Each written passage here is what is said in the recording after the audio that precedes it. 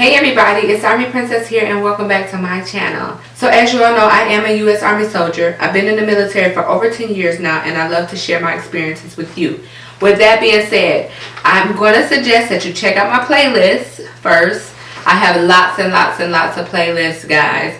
And I took the time to kind of categorize them. I have basic training playlists. I have marriage in the military playlist.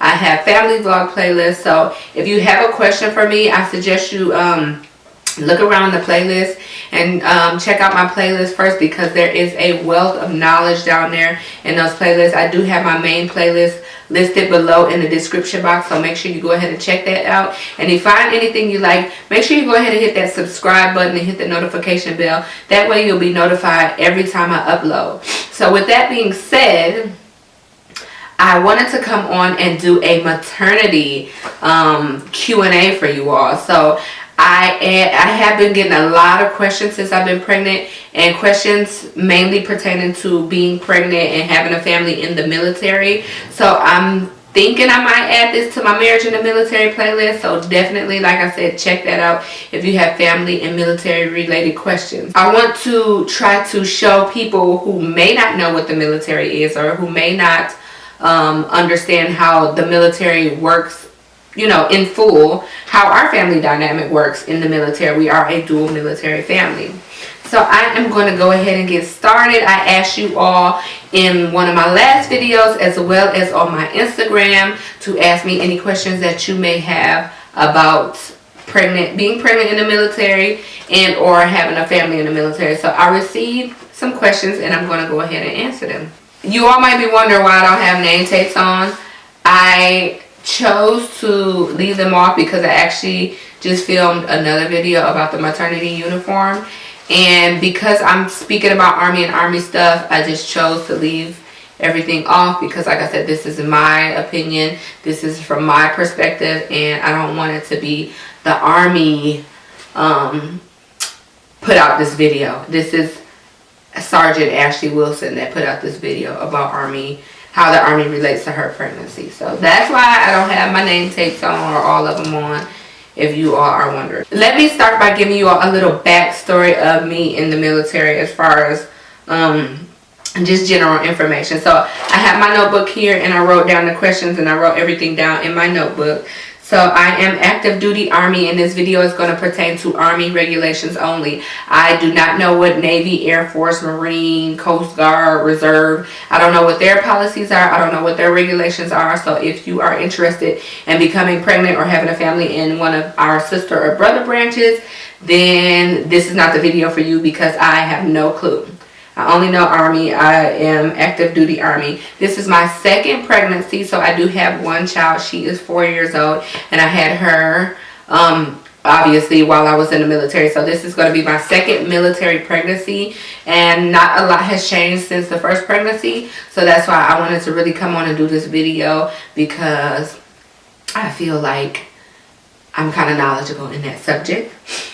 This is my 5th duty assignment. So we are now stationed at Fort Belvior, Virginia, and so this is my 5th duty assignment since I've been in the military, and I've been stationed literally all over the world.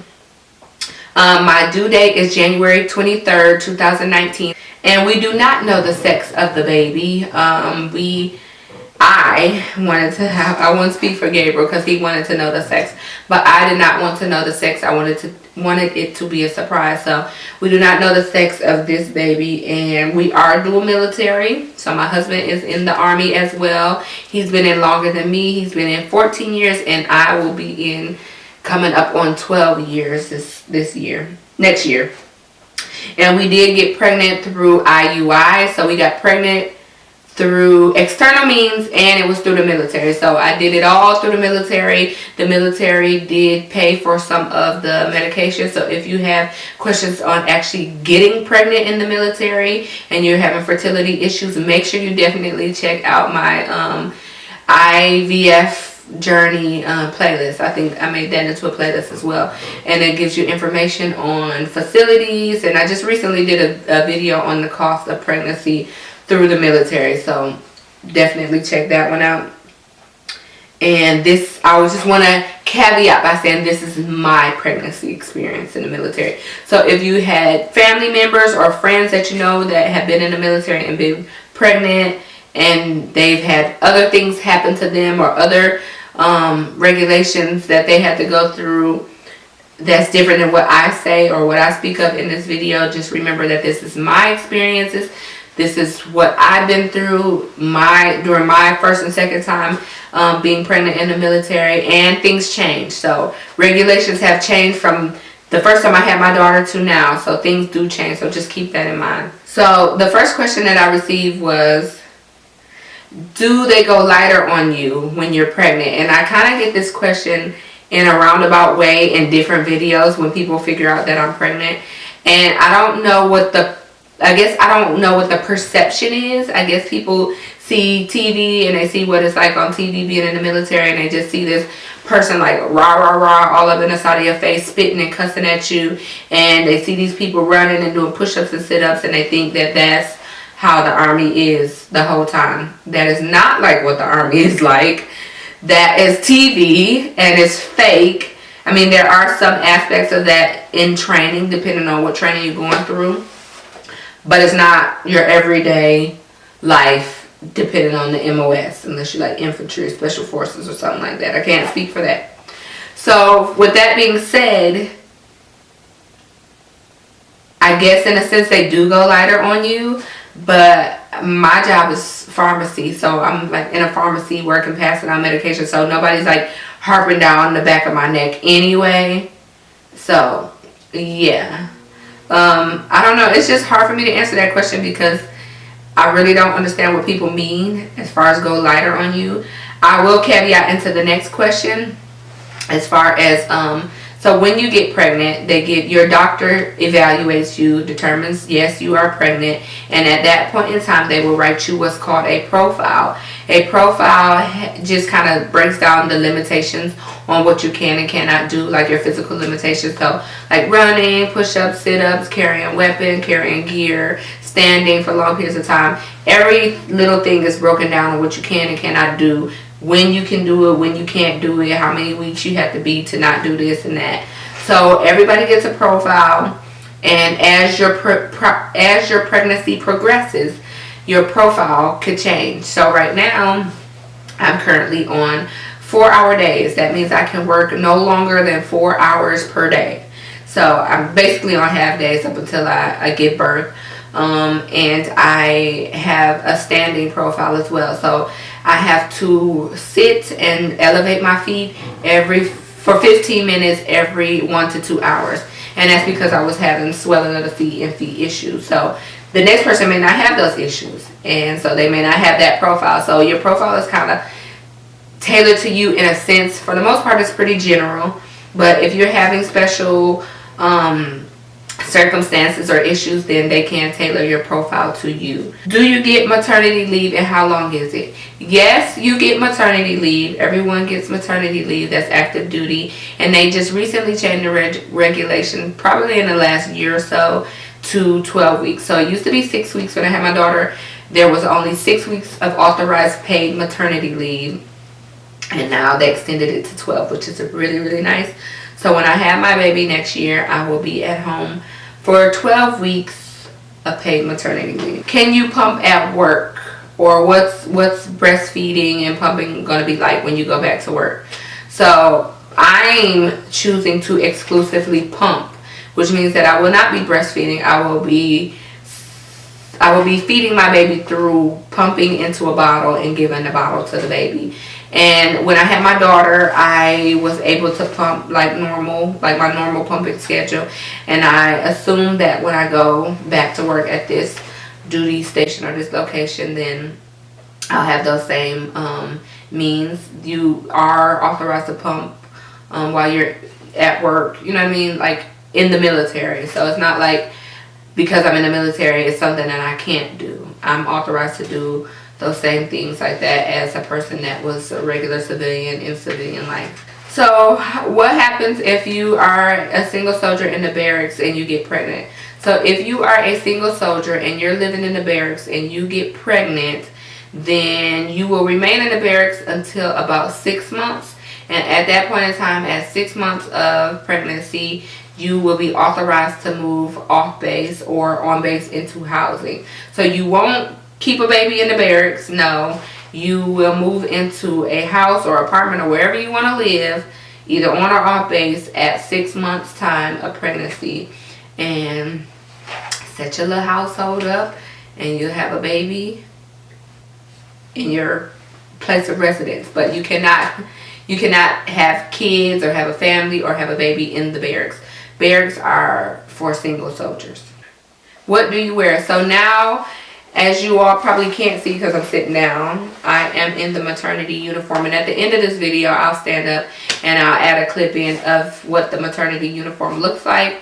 I also have a whole video that I just did on the breakdown of the maternity uniform, the pros and cons, and how it looks. So definitely keep an eye out for that. And I'll probably link it below if I upload it next, or when I upload it. But you switch over into the maternity uniform, which is very comfortable, I might add.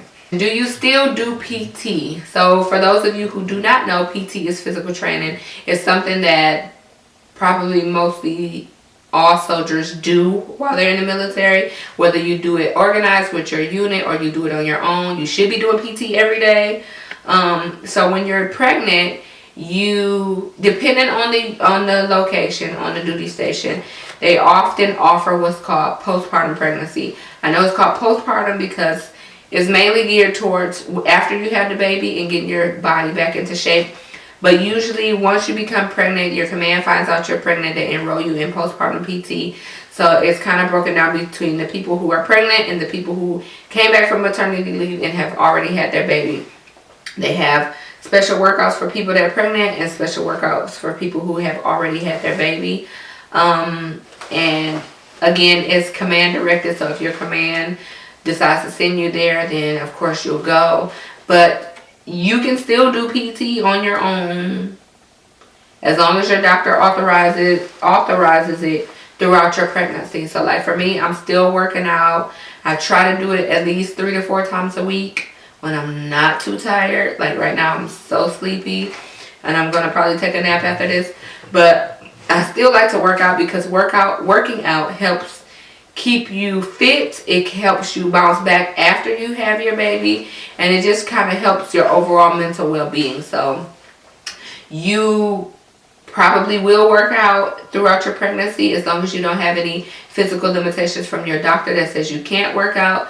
And I would definitely suggest, if you're not like a self-motivated person to work out, you should be enrolled in postpartum PT because they have an awesome workout plan for people that are either pregnant or when you just come back from maternity leave. It's kind of easy transition back into PT, so it doesn't shock your body when you have to take a PT test. Which brings me into my next question. So when do you have to take a record PT test?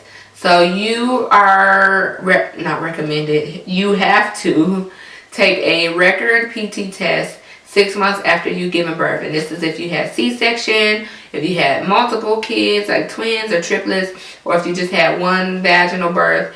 Everybody gets 6 months from the time they give birth to take a record PT test and pass a record PT test, as well as your tape. So tape is your body fat percentage. So we all know that a lot of people, not everybody because it didn't happen to me, but a lot of people gain a lot of weight oftentimes during pregnancy. And this is another reason why you should work out throughout your pregnancy. But people gain weight and they give you 6 months to lose the weight and 6 months to be able to pass a PT test. So if you didn't know that, make sure you keep that in mind if you get pregnant, because after 6 months, it's the command. They will decide if they want to keep you in the military or you want to go to Fort Couch. So somebody asked me, how do I deal with leaving my kids, or how did I deal with leaving my kids when I joined the military? Honestly, when I joined the military, I was single. I didn't have any kids. I didn't have a husband. And so I didn't have that issue. So I had my daughter, like I said, 4 years ago. I've been in almost 12. And so I didn't have to leave her. I mean, I have left for training, and the longest I left was about 6 weeks. And she stayed between my mom and my mother-in-law. So she was still with family. But I cannot really speak for people who have kids before they join the military and then have to leave for like basic training and AIT. And depending on how long your AIT is, it could be a year total that you're gone. So that question kind of doesn't really pertain to me because I've never been through it. I would just say if it's something that you want to do as far as joining the military and you have family, then make sure you have a good support system that you're leaving your kids with at home.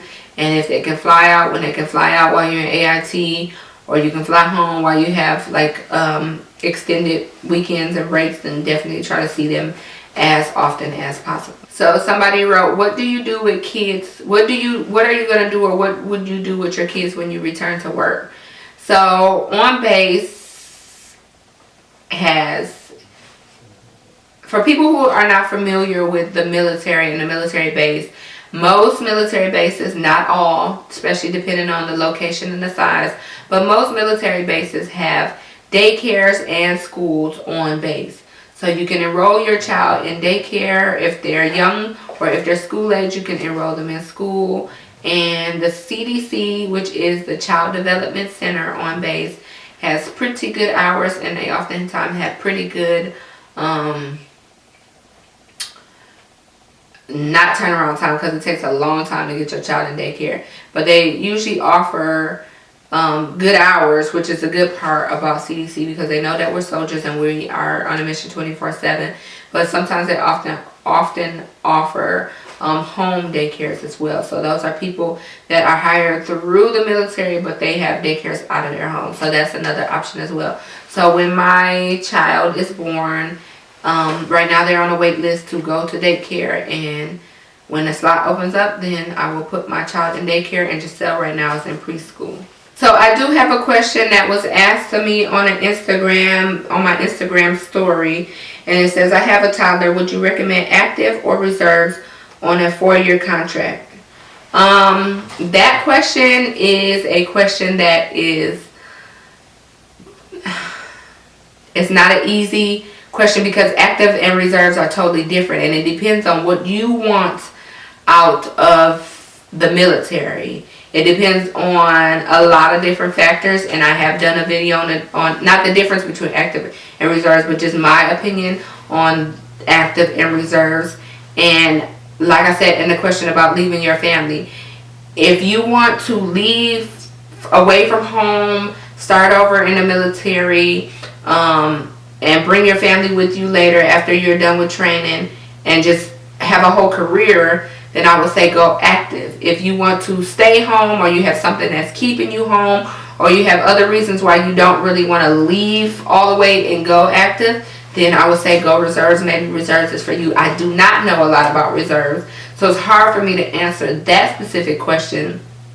But I personally don't think that because you have a family, you have to pick between active and reserves.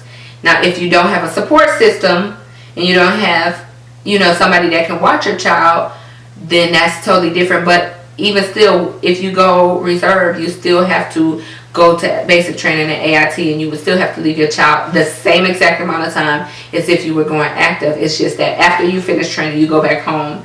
And with the Army, after you finish training, you go to where they send you, and then you can bring your family. So I guess my question back to that person would be, you need to decide if you want to go active or reserve, because they are two different things, and they offer two different sets of experience, like the experience that you will get in the military, and just different things. So it just depends on you and your specific situation, whether you should go active or reserves. That is it, guys. That's all the questions that I have for you all. You all have some very, very good questions, and I really think that these questions will help a lot of people. So I appreciate you all asking these questions, and definitely below, if you have more family related questions for me or more pregnancy related questions for me, definitely leave them below in the comment section, and I will definitely make sure I get back to you.